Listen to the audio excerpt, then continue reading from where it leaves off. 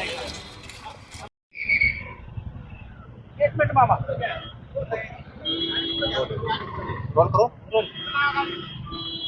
Role का साहेब आज सुनावणी झाली का? सुनावणी झाली. कोर्टाने असणारं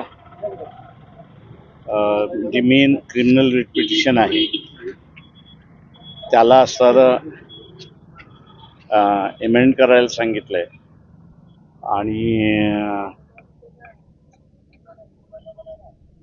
जे ॲप्लिकेशन आम्ही एक सादर केलं होतं त्या ॲप्लिकेशनमधल्या प्रेयर जे आहेत म्हणजे मागणी जी आहे ती मेन ॲप्लिकेशनमध्ये अंतर्भूत करावा अशा रीतीच्या असणारं कोर्टाने हे दिलं.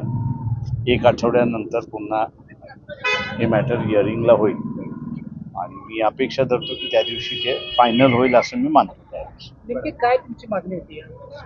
ते माझी मागणी दोन आहेत. एक तर कायदा अपुरा आहे किंवा तो अपुरा असणारा कायदा दोन जण करू शकतात पूर्ण. एक तर कोर्ट स्वतः किंवा लेजिस्लेचर जे आहे ते करू शकतात. तेव्हा ह्या दोन्हीपैकी असताना कोणीतरी तो कायदा पूर्ण केला तर इन्क्वायरी त्याची पुढे चालू होईल. त्याच्याशिवाय ती इन्क्वायरी पुढे चालू होणार नाही अशी परिस्थिती आहे. परंतु ज्या पद्धतीनं पाहताय एक सहकार्याची भावना किंवा त्यासोबतच तुम्ही अनेक दिवसांपासून प्रयत्न करताय, मग कुठं सहकार्य करून सरकार कडून अजिबात सहकार्य नाही.